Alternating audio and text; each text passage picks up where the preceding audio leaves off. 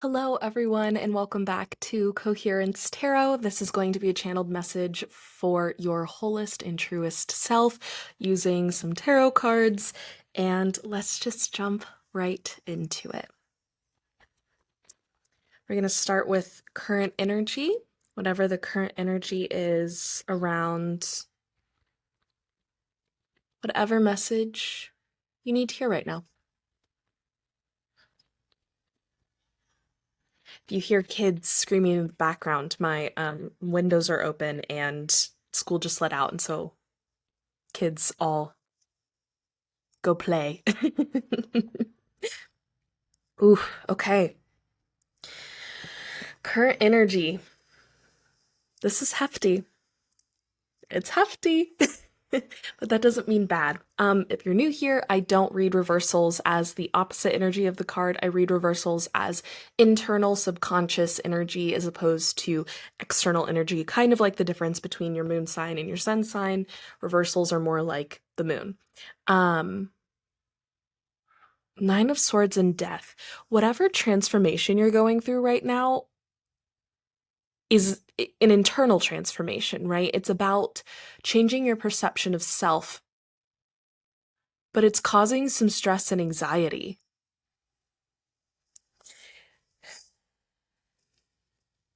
Queen of Pentacles on the bottom of the deck. It's stress and anxiety about how it's going to impact, as I say this, it's stress and anxiety about how it's going to impact your lived reality, your day-to-day, the material world, how you show up in space-time. And here's the thing, when we start changing our perception of self and we start changing our relationship with ourself, it inevitably changes the way we show up in the world, and that means there are ripple effects in our reality. What's this anxiety? Why? How do we alchemize the anxiety that we're feeling?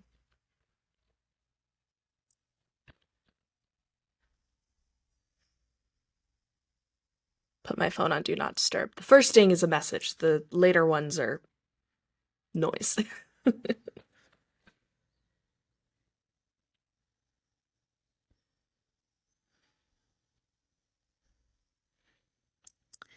Huh.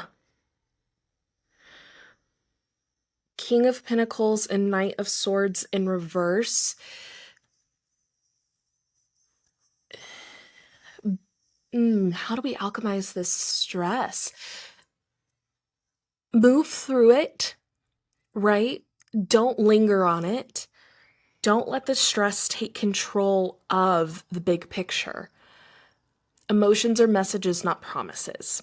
Just because you may be going through something that feels really hard right now does not mean it's going to feel hard forever. It does not mean you are going to feel like this forever. Validate those feelings, feel into them, allow them to exist, allow them to arise. Let them manifest in the 3D. I always talk about this. Emotions are messages, not promises. When feelings show up at your door, if you just slam the door in their face, they're going to keep ringing your doorbell. If you let them in, make them a cup of tea, hear their story, listen to what they have to tell you, then you can send them on their way with love and peace and gratitude for all the information they shared. But they're going to keep ringing that doorbell until you hear the message they have to tell you. So let it come up. Let it manifest. Maybe you need to cry it out. Maybe you need to sleep for a little bit. Maybe you need to have a mental health day. I'm also hearing connect to the earth. Maybe you need to go to the park and lean up against a tree for a little bit and put your hands or feet in some soil, jump into some puddles and just let the stress and anxiety be. When we try and push down that stress and anxiety, we're trying to muscle our way through it as opposed to listening to, why am I so stressed about this? Is there something I can do in my 3D to manage that stress and anxiety? And with the Queen of Pentacles coming up and King of Pentacles coming up, if it does have to do with money, I'll just say it makes sense. Money's a stressful thing. Needing our resources and our basic needs to be met is important. And if you're stressed about it, just telling yourself again and again, stop being stressed, stop being stressed. We're going to be okay. We're going to be okay. We're going to be okay. No matter how much you say it, you're not going to believe it, right? As much as the manifestation and affirmation people may tell you, just keep saying it. You need to step into a place where you can actually believe the affirmations you're saying, actually believe in what you're manifesting. A trick that I like to use with this that I learned from Rune Soup here on YouTube, I'll link his video on this down below. It's a really beautiful one about manifestation, is not telling yourself the lie that you want to believe, but changing the truth that you tell yourself. So if you want to say, I am abundant, but your bank account is at zero, you're not going to believe it. But if you say, I am grateful for my capacity to create abundance for myself, that's more believable because you can create that abundance for yourself. Do you believe in your ability to do that? Do you believe in your ability to harness those strengths? That's what we're stepping into here, right? And it may not be money. It is just like how this is manifesting in your physical reality, just using that as an example, right? But the quicker you let those feelings be, the quicker you actually sit with them and listen to the message, the quicker they're going to leave. They'll just keep ringing the doorbell until you let them in. And you're in the middle of this transformation. Tower moments are hard, but they're not one and done. How do I want to say that? Rebirth takes time. And if you're not letting yourself be reborn, if you're not feeling into all of the feelings that come up around this death, you're going to stay in that liminal space as opposed to stepping through to the other side. You're going to keep hitting that wall as opposed to seeing the door that's there. And if you're waiting and it's like, I feel like I've been on this verge of rebirths, it's time to step through. Fool on the bottom of the deck. It's time to step through. It's time for this new beginning. It's time for this rebirth to begin again, to take the lessons from the past into the new reality, into your future. But in wanting to stifle the negative emotions, you are also stifling the growth. Y'all, I don't even know what to say here. Like, you are the magician, and the magician believes in their power. It's the next step after the fool. It is taking this wisdom from this rebirth and creating a new, beautiful reality for yourself. The magician works hard. There's effort here. But they've mastered all of the different elements of the tarot because of the past journey, right? Oh, the fool's not on the bottom of the deck anymore. But I held that up for a reason. It's balancing the old journey and the new. It's balancing your co-creation with the universe. Yes, playing with the universe, listening to what the universe is bringing, but also stepping into your agency. And by stifling these negative emotions that are coming up, this fear, this anxiety, you're letting it have control over you, as opposed to saying, this is a message. This isn't happening to me, it's happening for me. When stress and anxiety comes up, and I'm not talking about like actual mental health diagnoses, but just the general feelings of stress and anxiety, what are those telling you? What safety do you need to cultivate for yourself? What security do you need to cultivate for yourself? What do you need to call into balance between your 3D and the metaphysical? What energy within us? No, it feels like the magician is the energy we need to step into for ourselves. What message does our team have for us? Spirit team, spirit guides, ancestors, cosmic council, however you consider these energies, your highest self, your inner child. What does our cosmic council have for us?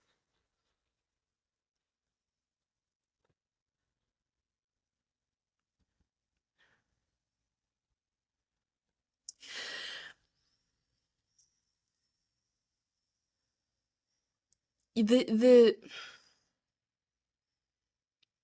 the ships are coming in, but that doesn't mean wait, right? I think oftentimes we talk about the divine feminine being receptive energy, being um, receiving, and how that's actually just waiting. But just because you're in receptive divine feminine energy doesn't mean you're passive. You can still take action, right?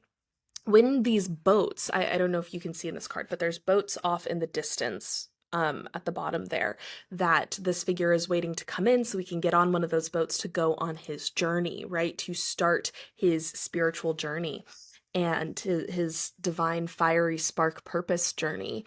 Um, but when you're just waiting for a boat to come in, I don't know if any of you grew up around the water, around boats. I did. You're not just waiting for that boat to dock. You're getting the ropes ready. You're getting the buoys ready so that the boat has some like cushion and doesn't just crash into the dock. You're getting ready for calling out instructions for helping that boat dock, right? You're helping the boat come in. You're not just sitting there waiting. So just because, yes, the boats are coming in and you're in this receptive energy doesn't mean be passive. Take the strategic action of the magician, of your co-creative energy, to step into your power, to allow these things that want to come to you to come to you. Receiving through action. Receiving through action.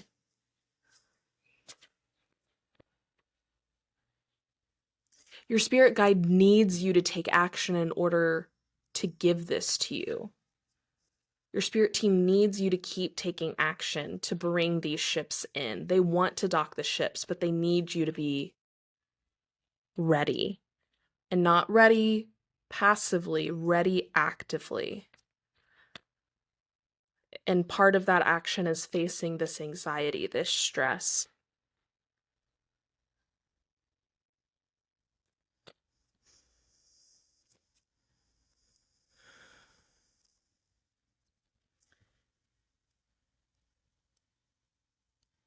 It is for your bigger spiritual journey. This is big. This is big energy. We have a lot of major arcana on the board. It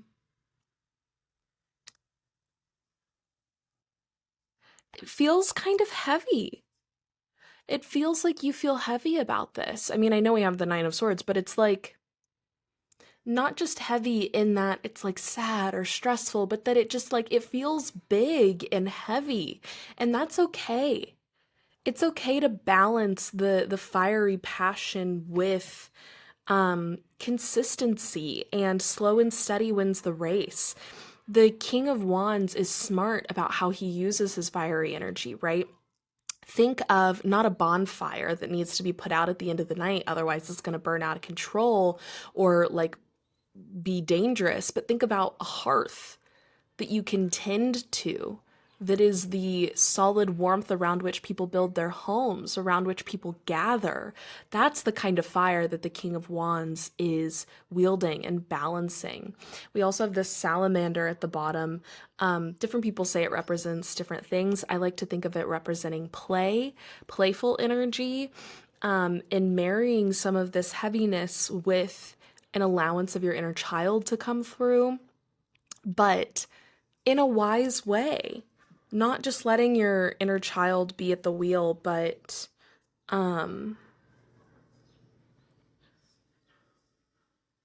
giving them time and space to roam.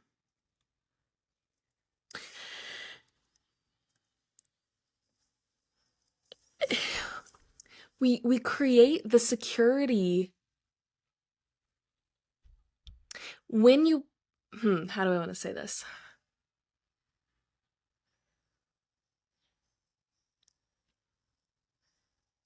It feels like you're trying to protect yourself, but in protecting yourself, you're actually hurting yourself. And not even protect yourself. That's not even the I mean, kind of protect yourself, but like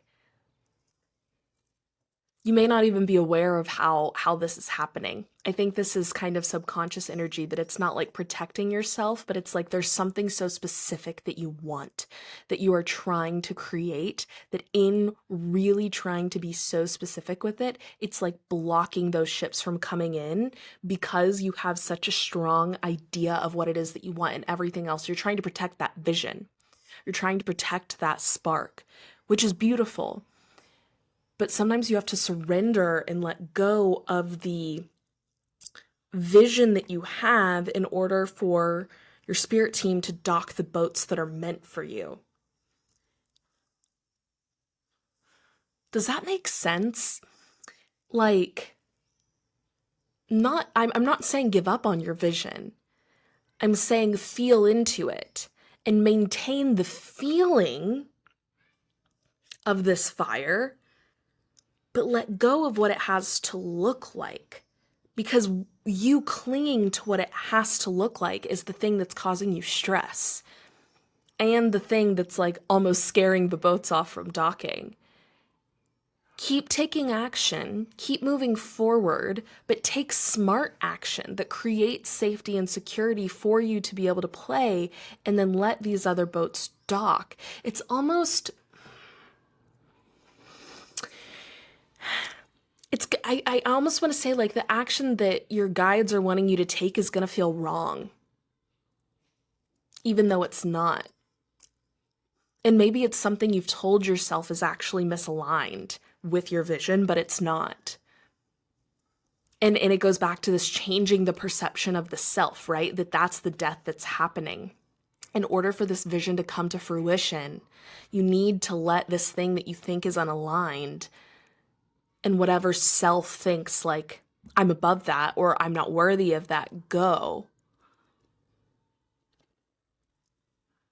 And just do what needs to be done. And that's what's actually going to allow something even more abundant and beautiful flow in. That's the co-creation, right? Taking that action forward. When we step into this new action, when we move through this rebirth, what energy is waiting for us? What energy is waiting for us when we step through and take this new action?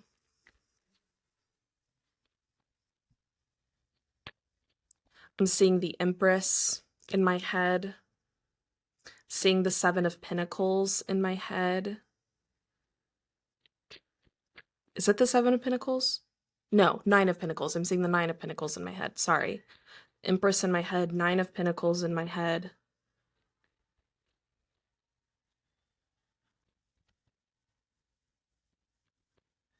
Seeing the Fool card again. What energy is waiting for us? Seeing the Sun card.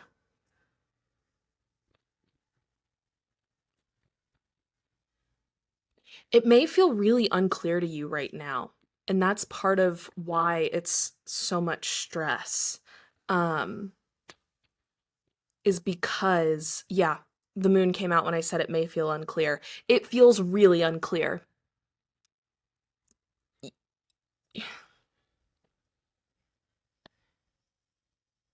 And that's why there's so much stress around it, is because it's like, maybe even though subconsciously there's something, the deck just accidentally split to the star. You know what you're worth. You know what you're worth. And it's letting yourself shine all on your own. And it feels like somehow taking these actions is dimming that shine, but it's not. It's going to allow that shine to happen.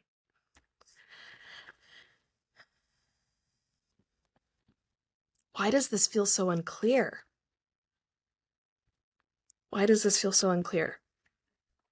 Because there's a lot of options. There's a lot of opportunities. There's a lot of energy coming in. When you start taking action, a lot starts moving and flowing towards you. It's like when you step towards something, it starts flowing to you too. Okay.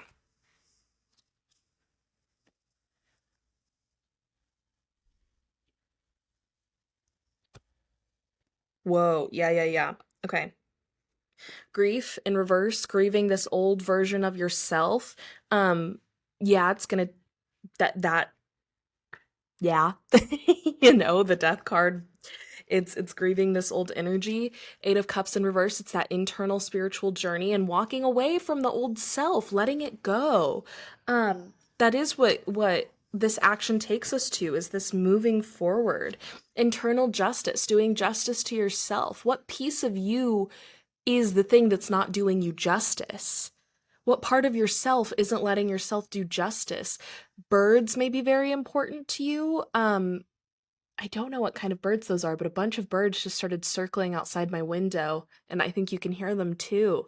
Um, I don't know, that may be a symbol for someone, but also confirmation. Like, what piece of yourself isn't doing justice to yourself, and what do you need to transmute or alchemize or show some love to be able to grieve that piece, to be able to start doing justice to yourself?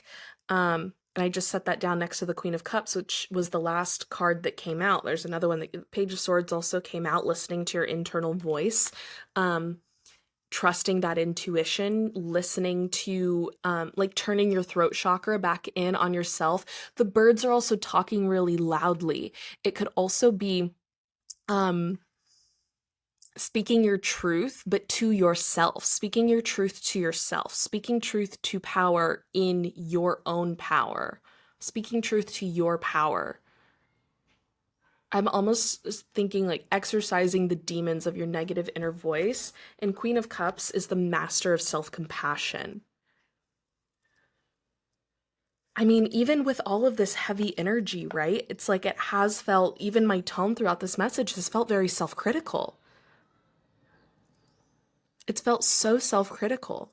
It's okay to take these actions forward and to change some of your um patterns and behaviors without being mad at yourself, not mad at yourself, without it being a punishment to yourself or without it being an internal failing. Um, it's actually like, I'm doing this because I want to take care of myself, because I want to love myself. And that's what we're trying to step into the mastery of, is this self-love, but you have to allow the self-love to flow to you by stepping towards the self-love. Ace of Cups on the bottom of the deck. Let the self-love flow. Let your emotions flow. Let that stress and anxiety be, so that it doesn't keep ringing that doorbell.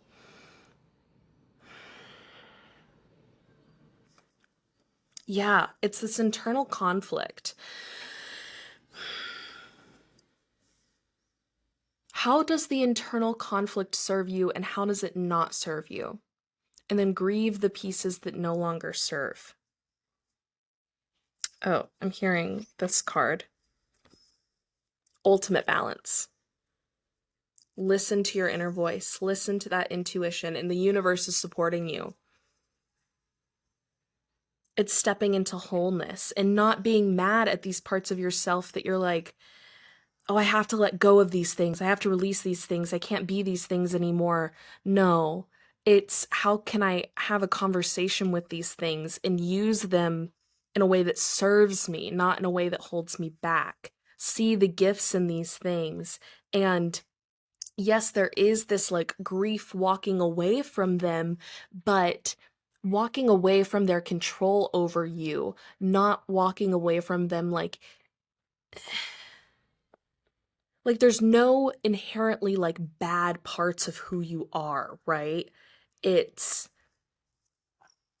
seeing the gift in it. Does that make sense? Am I making sense? 444 on the timer. Um, it's seeing the gift in these pieces of yourself that you think are bad. Ace of Swords in reverse, trusting that inner voice, trusting that inner knowledge, trusting that inner wisdom. It's like this internal conflict between these two aspects of yourself, and the only way out is through taking action, because you're all in here right now, right? Nine of Swords, you're all in here, and you have to let that flow. You have to let that energy be shaken up. You have to move the energy, and taking action in the 3D is what moves the internal energy too. Like, our internal energy can change the 3D the same way the 3D can change our internal energy. Like, we all know, saying affirmations makes us feel better, right? But also, when you smile, it triggers hormones in your brain to be released to make you happier. Same thing. Like, what actions can you take that is going to change that internal dialogue? And it feels big. It feels related to this vision. Maybe if you haven't explored like therapy before, or human design, or astrology, or any modalities that are going to be able to better help you understand the self and partner with yourself, co-create with yourself too, in the way that like the universe speaks through us. Yes, there is a moving away from it, but in a way that is like, you can't betray yourself anymore. No more self-betrayal. Okay, final message.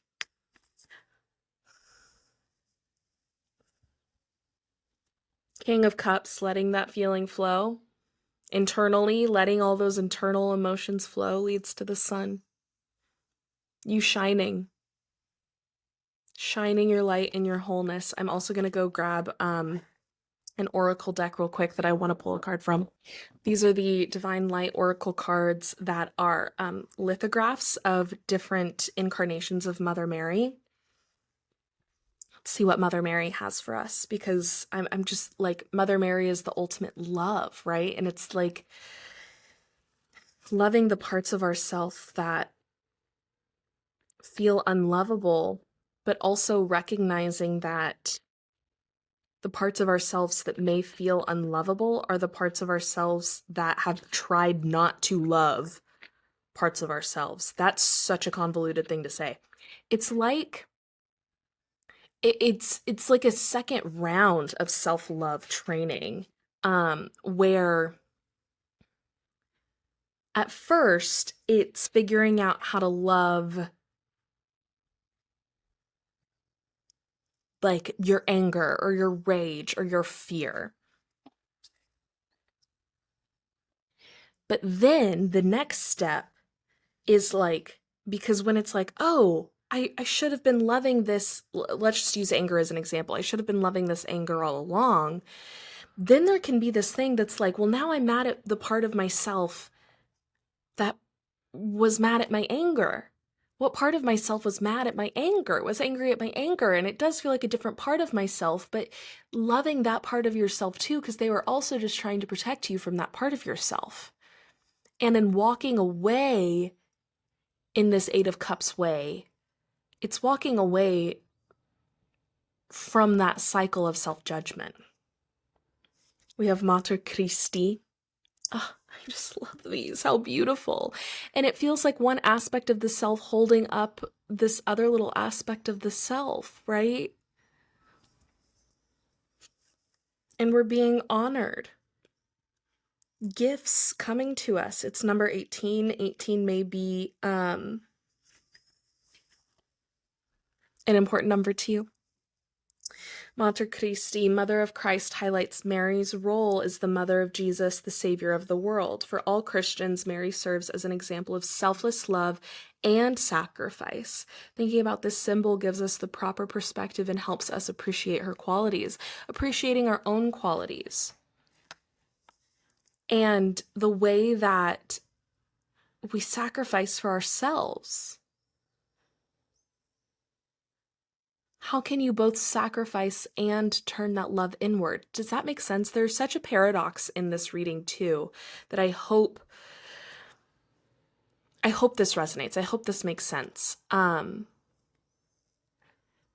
also just want to say You deserve to love yourself.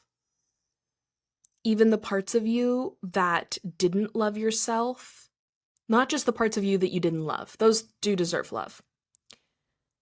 But then there's also this added layer of like the parts of you that you're mad at that didn't love those parts of you, those parts deserve love too, because they were just trying to protect you. And it's time in this turning away to also turn back inward. But remember to take actions, take steps, move the energy, and let your spirit team meet you. Okay, I hope this resonated. I hope this meant something to someone and is helpful in some way. If it does resonate, let me know down below. I would love to know how this resonated with you. And I hope you feel like you are living more coherently. And I will see you in the next one. Love.